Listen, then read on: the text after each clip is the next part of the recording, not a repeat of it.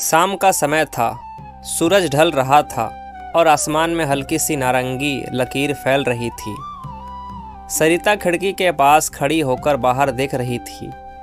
नीचे सड़क पर लोग तेजी से चल रहे थे, जैसे सभी को कहीं पहुंचना हो। उसे देखकर अक्सर यही लगता था कि पूरी दुनिया भाग रही है और वह बस वहीं खड़ी रह गई है। उसने गहरी सांस ली और खिड़की बंद कर दी। ठंडी हवा अच्छी लगती थी, लेकिन उसे आदत थी सब कुछ बंद करके रखने की। सरिता की उम्र 50 के करीब थी, लेकिन शरीर उससे कहीं ज़्यादा थका हुआ। पति की मौत के बाद जिंदगी ने उसे रुकने का समय नहीं दिया। 2 बच्चे थे, बेटा आदित्य और बेटी काव्या। सरिता के लिए माँ बनना कभी एक भूमिका नहीं रहा, बल्कि एक निरंतर चलने वाला काम रहा, जिसमें छुट्टी नाम की कोई चीज़ नहीं थी। पति के जाने के बाद घर अचानक बहुत बड़ा लगने लगा था। दीवारें पहले जैसी ही थी, लेकिन उनमें आवाज़ें कम हो गई थी। सरिता ने रोने का समय नहीं निकाला। उसने बच्चों के सामने आंसू बहाने से खुद को रोका, क्योंकि उसे डर था कि अगर उसने खुद को कमज़ोर दिखा दिया तो बच्चे टूट जाएंगे। उसने वही किया जो अधिकतर माएँ करती है, अपने दुख को रोज़मर्रा के कामों में दबा दिया। आदित्य तब 12 साल का था और काव्या 9 साल की। दोनों अलग अलग तरह से अपने पिता की कमी महसूस करते थे। आदित्य चुप हो गया था, सवाल कम पूछता था। काव्या बार बार पिता की तस्वीर के सामने बैठ जाती और कुछ न कुछ बुदबुदाती रहती। सरिता दोनों को देखती और भीतर ही भीतर खुद को मजबूत करती जाती। सरिता एक सरकारी दफ्तर में चपरासी थी। सुबह जल्दी निकलती, शाम को थकी हुई लौटती। तनख्वाह बहुत ज़्यादा नहीं थी, लेकिन नियमित थी। उसी भरोसे उसने घर चलाया, बच्चों को पढ़ाया और भविष्य के लिए छोटे छोटे सपने जोड़े। उसने अपने लिए कुछ नहीं मांगा। उसे लगता था कि माँ बन जाने के बाद मांगना अच्छा नहीं लगता। समय धीरे धीरे आगे बढ़ा, बच्चे बड़े होते गए। आदित्य पढ़ाई में ठीक ठाक था, लेकिन उसका मन हमेशा बाहर की दुनिया में रहता था। उसे बड़े शहर, बड़ी नौकरी और बड़ी जिंदगी के सपने थे। काव्या पढ़ाई में तेज थी, लेकिन संवेदनशील। वह माँ की थकान जल्दी समझ जाती थी, लेकिन बोलती नहीं थी। सरिता की जिंदगी एक तयशुदा दर्रे पर चल रही थी। सुबह उठना, खाना बनाना, दफ्तर जाना, लौटकर बच्चों की बातें सुनना और फिर थककर सो जाना। उसने कभी यह नहीं सोचा कि उसे क्या चाहिए। उसे लगता था कि यह सोचने का अधिकार उसने बहुत पहले छोड़ दिया है। एक दिन आदित्य ने कहा कि वह शहर के बाहर कॉलेज में पढ़ना चाहता है। सरिता ने कुछ नहीं कहा। उसने सिर्फ बेटे का चेहरा देखा, वही चमक, वही बेचैनी जो कभी उसने अपने पति की आंखों में देखी थी। उसे समझ आ गया कि अगर उसने मना किया तो आदित्य के सपनों में दरार पड़ जाएगी। उस रात उसने देर तक हिसाब लगाया, खर्च, बचत और अपनी ताकत। फिर मन ही मन फैसला कर लिया। आदित्य चला गया। घर में एक आवाज़ कम हो गई। सरिता ने उसके कमरे को वैसे ही रखा जैसे वह अभी लौट आएगा। काव्या अब और ज़्यादा चुप रहने लगी। वह माँ के पास बैठकर पढ़ती, ताकि माँ को अकेलापन ना लगे। सरिता उसे देखती और मन ही मन खुश होती, लेकिन कभी जताती नहीं थी। शहर में आदित्य की जिंदगी बदल रही थी। नए दोस्त, नए सोच और माँ से धीरे धीरे बढ़ती दूरी। फ़ोन छोटे होते गए। सरिता हर बार कहती कि सब ठीक है। वह नहीं बताती कि अब उसे सीढ़ियाँ चढ़ते समय सांस फूलती है, कि दफ्तर से लौटते समय पैरों में दर्द रहता है और कि रात को नींद बार बार टूटती है। काव्या ने एक दिन माँ से कहा कि वह भी शहर जाकर पढ़ना चाहती है। सरिता ने मुस्कुरा दिया। उसे खुशी भी हुई और डर भी। उसने बेटी के सिर पर हाथ रखा और कहा कि मेहनत करेगी तो सब होगा। भीतर ही भीतर उसने अपने लिए बचा हुआ आखिरी आराम भी निकाल दिया। सरिता की तबीयत अब साफ तौर पर बिगड़ने लगी थी। सिर में दर्द, कमर में खिंचाव और कभी कभी आंखों के सामने अंधेरा। उसने डॉक्टर को दिखाने की बात कई बार सोची, लेकिन हर बार कोई ना कोई खर्च याद आ जाता। उसे लगता था कि बच्चों की पढ़ाई ज़्यादा ज़रूरी है। एक शाम दफ्तर से लौटते हुए बस में उसे चक्कर आ गया। किसी ने सहारा दिया। वह किसी तरह घर पहुंची और चारपाई पर बैठ गई।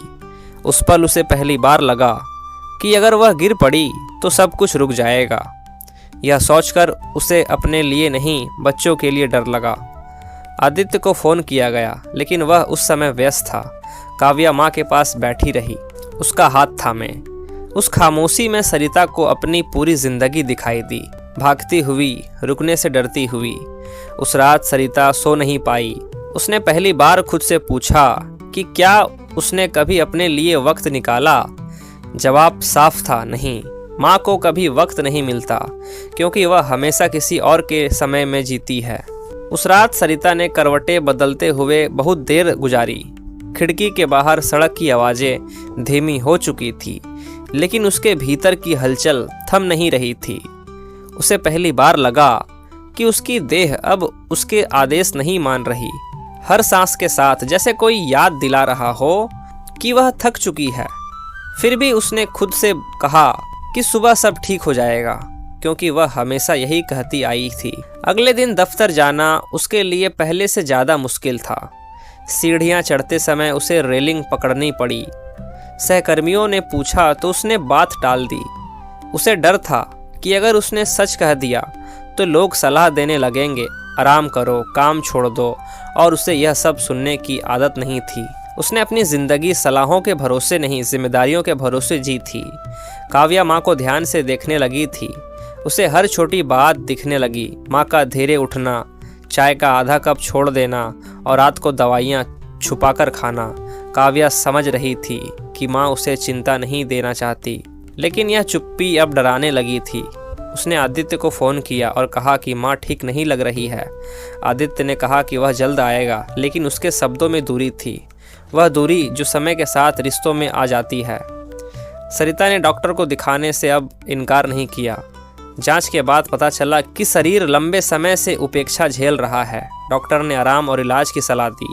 सरिता ने सिर हिलाया, लेकिन मन में वही पुराना सवाल घूम रहा था, अब घर कौन चलाएगा। माँ के लिए बीमारी भी एक योजना का हिस्सा बन जाती है। आदित्य कुछ दिनों बाद आया। माँ को देखकर वह ठिठक गया। सरिता पहले से बहुत कमज़ोर लग रही थी। उसने मजाक करने की कोशिश की, लेकिन आवाज़ में पहली जैसी ताकत नहीं थी। आदित्य को पहली बार एहसास हुआ कि उसने माँ की मजबूती को हमेशा स्थायी मान लिया था।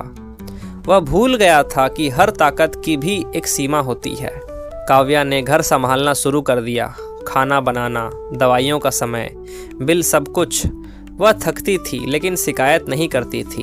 उसे लगता था कि अब उसकी बारी है। सरिता उसे देखती और मन ही मन खुश होती, लेकिन अपराध बोध भी होता। उसे लगता था कि उसने बेटी से उसका बचपन छीन लिया है। इलाज के दिन बढ़ते गए। कभी हालत संभालती, कभी फिर बिगड़ जाती। सरिता अब ज़्यादा देर तक बोल नहीं पाती थी। वह खिड़की से बाहर देखती रहती, जैसे किसी पुराने समय को ढूंढ रही हो। आदित्य उसके पास बैठता, लेकिन बातें कम होती थी। कुछ रिश्तों में देर से आने वाली समझ शब्दों से ज़्यादा भारी होती है। एक शाम सरिता ने आदित्य और काव्या को पास बुलाया।